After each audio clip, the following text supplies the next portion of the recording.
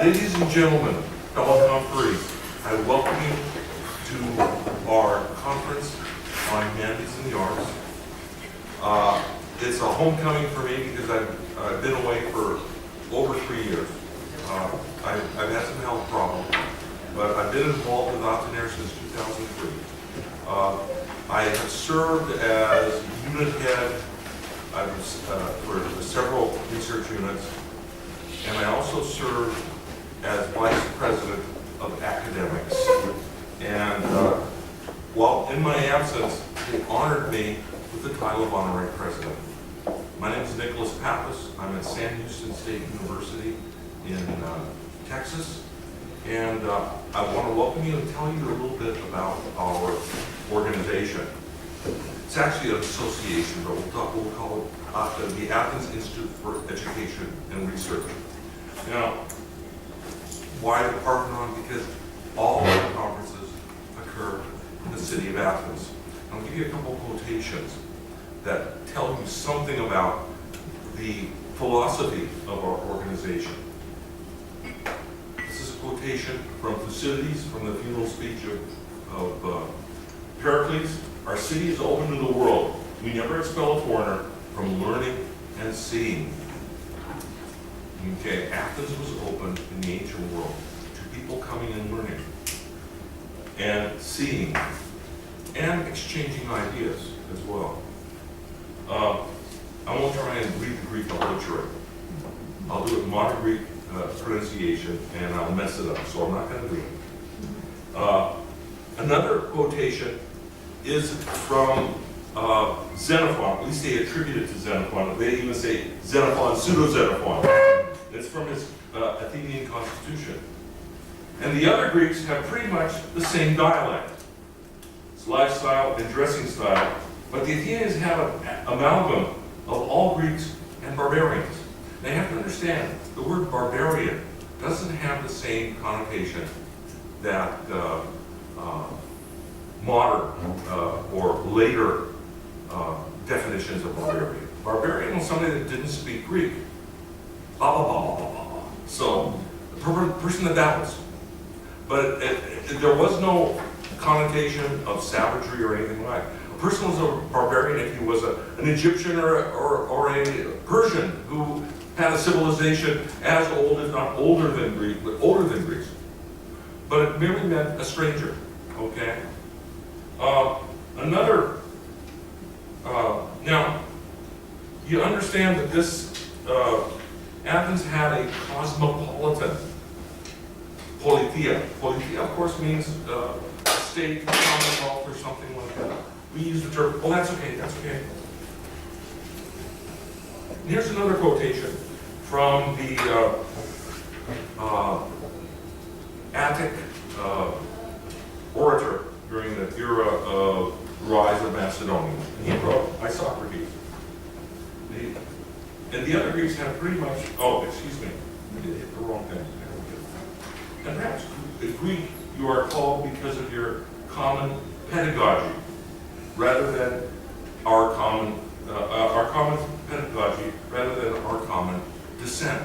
In other words, you don't have to have Greek blood to be a Greek.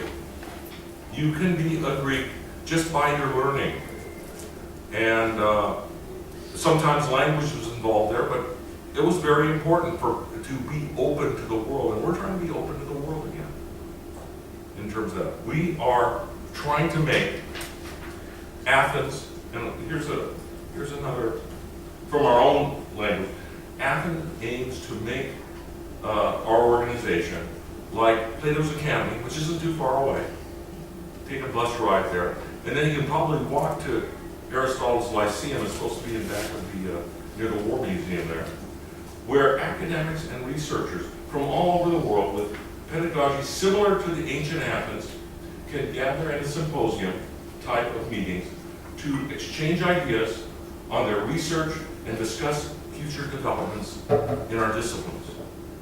This is probably one of the broadest conferences we have because we cover history, language, literature, art, music, and so on and so forth. But we have, well, I'll have you the statistics. Atiner has 2,377 members from 115 countries, organized in 37 units and 7 divisions and 5 centers. Now, the Institute is organized something like a university. We have broad divisions. My colleague, David Wick, is head of one of those divisions. And then we have other members who serve as heads of research units. Okay? 6,000 academics have volunteered from 150 countries to their service in help reviewing our papers, because we have an active publication schedule. I'll talk about that a little bit. Every year, close to 2,000 researchers and scholars present their papers in one of Atiner's conferences and other events. In total, more than 20,000 people have come to Athens and presented papers in one or more conferences since 1995. So that's an impressive number of people, and an organization that in many ways is remarkable. Basic activities. The international conferences and symposiums, academic dialogues, and public speeches, we have those. And roundtable discussions. We will have panels, and we'll have at least one roundtable discussion. We have public speeches in Greek and in English. The language of our institute and our conferences is mostly English. In fact, we insist upon it, so everyone can understand one another. English has become sort of the lingua franca of many parts of the world. We assist in hosting courses in Athens accredited by other universities. And there's a list of the universities. Quite a few over the years, but not on a regular basis. Okay. We have an autonomous summer course, and we hope to have more on arts and architecture this last summer. If you're interested in any of these, please let us know. Research. We do have research, but it's usually funded by the people that come to us. If you have a grant, we will give you facilities to at least a home base. You bring your laptop and you have a little place to work if you wish. And we'll help you as much as you can getting through the arcane elements of bureaucracy, okay, to succeed. We host visiting researchers, fellows, and others, but yet we don't present fellowships our own. So please keep that in mind. Publications, this is a very important element. We have abstract books. You'll get an abstract book at the end of this conference, which will have abstracts of every paper presented at Atiner. We have a Atiner's conference presentation series based on your submission. If you submit your paper, it will go on to a database that has all the papers that have been given and have been submitted to Atiner. We have an online paper series, and that's the one that you will find online. We have books in many fields. I forget how many, over 200 books now that have, and they're usually conference proceedings. Some are a little bit more thematic than others, but they're mostly thematic. And we welcome people to serve as editors, to serve as contributors, and so on and so forth. I've edited roughly 10 books in our series, mostly in history, but a couple in economics and one in Mediterranean studies. We have, and this is very important, 15 e-journals, and we have editors for each of these e-journals. One of those editors will be here today, Steve Overhelman from Texas A&M, a neighbor, and he does the history e-journal. It's called the Athens Journal of History. And usually it's the Athens Journal of whatever discipline you're at. And take a look at the list, and if it fits you, you can submit your paper for publication there. And it's refereed, okay? So please keep that in mind. So it has an acceptance rate of about 20%, but the denominator needs better papers. If you wish, you can get involved. Become a member. There's not a fixed cost, but a small annual fee. Organize. You can organize a panel here instead of just coming here on your own. And we like thematic panels. You can organize a stream, and a stream can be based where you can organize not only one panel, but perhaps 2 or 3. And if the stream succeeds, it can become its own mini conference, perhaps a larger conference. Atiner has grown prodigiously because we are flexible in our organization enough to allow a little bit of, what do you call it, sort of like the splitting of what do you call them? Bacteria. They split in 2 and you have another conference, or 3, or whatever. So now today we have well over 100 conferences. When I first came here, we had like 3 or 4 conferences. Okay. You can organize a summer and visiting course if you wish. If you have an international program at your institution, you can come to Greece and we will help you to the best of our abilities to make that course a success. You can review and submit papers for publication. They have to be papers that have been presented at Atiner. You might even suggest something else. Depending on whether you have the money in order to start it, in some cases we can help you to implement it, okay? Each paper, and this is, I'm not going to cover this because Dave is going to cover this, and I will not cover that. You have a list of events today. One of the things that is very nice about Atiner, we won't have long periods for discussion at the panels because we have a pretty tight schedule, but we will have coffee sessions for, what, 15 minutes or 10 minutes? 10 minutes between sessions. And that's the time you can really get involved. And of course, even more important are the lunches. We have a lunch here. It's part of the program. And then we have extracurricular dinners. I have to mention Greek night. Always have a good time there. They always have a little band there. There's a chance for you to eat and drink together and talk over things. You can dance as well. We usually have some dancing. I used to dance a lot, but with my cane, I might twirl around my cane a little bit or something like that. So you might see something. And of course, we have other extracurricular activities. There's an urban walk presented by Professor Gregory Kansas of the Sociology Department of DeRay College. And he takes you on a tour of Athens to many of the highlights of Athens. It's about a, 3-kilometer tour, I think. And it's quite a 3-hour tour. Yeah, you don't get lost on an island after that, like Gilligan, but it's like that.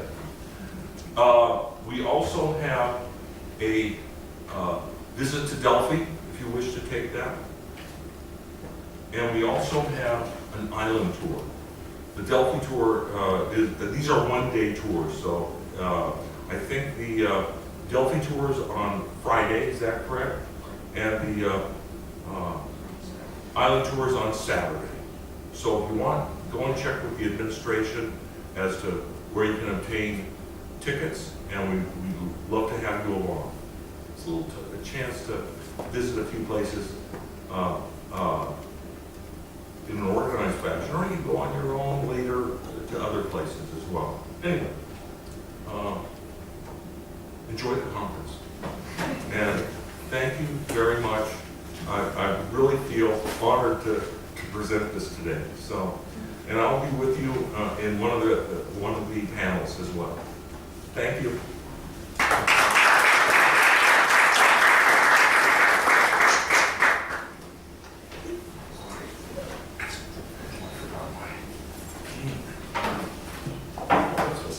Thank you. It's very nice to see Nicholas Pappas back. Having Nick back is very much like having some of the spirit of Atiner back. Nick got to talk about the spirit, and I am supposed to talk about the rules. But I'm gonna steal a little bit about the spirit, because good rules come from the spirit. And it is, again, I'm David Wick, the Arts and Humanities Division Director. It's lovely to see you. And I do have some excuse to talk for a moment about the spirit, because I have to do the rules. The reason the room is so small, and the reason that we're a smaller gathering, is one of the things that lie at the heart and soul of Atiner. The idea was to do a whole concept of conference different from the enormous ones that many of you are familiar with, to make it conversationally sized. One of the reasons that Atiner has so many more conferences than it had years ago is that, a little bit like the old Roman idea of the city, we don't keep expanding whenever we get more success in a particular topic. When we get to about 50, 60 people in a conference, we create another conference. And then another conference, and another, and split out in different directions. This Arts and Humanities conference that you are each presenting in is one of the most difficult challenges then, because this is supposed to keep a conversation going with historical and philosophical and linguistic and educational and artistic people all in the same place, and still stay this small. So we have, I think, one of the richest varieties of paper mixes and topic mixes in this little group, but you're still a little group, and the idea is this is about conversation. The presentations are about conversation. We are doing an experiment this year, and I don't know how well this will work. Allowing 20 minutes rather than 15, which has always been the tradition for papers at Atiner, and we still have 90-minute sessions. So it does mean that it puts the pressure on each of us as we speak to be a little bit more efficient and polite, and it means I have to at least talk a little bit more like a bad cop for a moment, because 20 minutes and 4 people in a session means we'll have to be very crisp at delivering and explaining our points and finishing well. So I trust that all of you not only have brought your brilliance and thoughtfulness to what you want to present, but you've also thought through that essential to the academic person, which is that 3-minute finishing strategy to finish well. If you see what you're likely to see, for most of us, unless you have a very crisp presentation, and that is the chair over there at the end of the table, holding this up when you have 3 minutes to go, and this up when you have a minute to go. And I am going to ask, as politely as possible, that chairs stand when the 20 minutes are over. They can borrow my cane. We needn't wave weapons, but of course, the important thing is that everyone needs to have a fair chance to speak. And if we have any chance, what we've done is we've placed a great deal of pressure on the chance for questions at the end. So with a 15-minute rule, we had a little bit more chance for questions. We have all of you who are chairs will have gotten the generic email with the rules and suggestions for how to chair. But there are a couple of extra traditions modified by this 20-minute situation. I'm going to ask all of the chairs to observe. A couple of them are traditions for this conference. First of all, if we have time for questions at the end, and that means we want at least 5 minutes to go out and be able to talk and have coffee. If we're finishing and it looks like there's going to be 10 minutes at the end, that's barely time to ask a question apiece. If we only have five minutes, we may only have time for chairs to elicit a question for each of the presenters and then send you out for coffee. But I'll ask the chairs to solicit a question for each of the presenters in the session. And if we have a little bit more time than that, so we can have some question and answer, I'm going to ask the chairs to try and elicit a question for each of the presenters, one at a time, before we have one of the presenters getting 4, 5, or 6 questions with follow-up, and they dominate the entire conversation, and no one else in that particular session then actually gets to be a part of the conversation. I'd like to get at least a question for each of the people who said something. And if we're short on time, let's take the conversation out to the coffee room. If we have a little time in here, though, please, if you are a chair, try to elicit, if you get a question for one person, before there are a bunch of follow-up and answers back, try and get a question for the second and third, fourth presenters, so that at least something from each of those presentations begins to have feedback and conversation. After all of you worked very hard. It would be very nice to at least have at least one question come back from what you've presented that gives you an idea of what someone in the group took away from what you said. I hope that makes sense. Please keep an eye on the 3 and the 1 minute. Please make sure that if you have a PowerPoint presentation that you either haven't sent in already or that you have changed since you sent it in, that it gets to, who's taking, is Kostas doing that today? That, or Olga. So Olga's back in the corner, and Kostas is one of the gentlemen who's been working the desk out front here. One of those should get your presentation. If you've changed it at all, please make sure that we get it loaded on the machine before we're about to start. And otherwise, please take advantage of the coffee breaks and the lunches and the breaks in between things. We may be running things a little bit closer session to session because of the 20-minute experiment. But please take advantage of the coffee breaks to go back and talk to people who've made presentations that you find interesting. Ask them questions. Push them with questions. Ask about areas in which your research has created something that makes you curious about a thing that they had said. And let's try to use the idea here, this is a daring one, is to try and come up with economics that will work for a small conversational conference, because this isn't the easiest thing to do, to make money out of. To make this actually work the conversation. The whole idea of this Atiner conference concept is conversation, and we are here for the arts and humanities. We should be able to talk to each other if no one else does. Anyway, that's as much as I'm going to flog the rules. We'll start our next session very soon. Does anybody have a quick question about how we do things? Okay, otherwise, people in the first session, if you are here and I haven't said hello to you already, can you come up and talk to me here in a moment, and we'll start in just 2-3 minutes.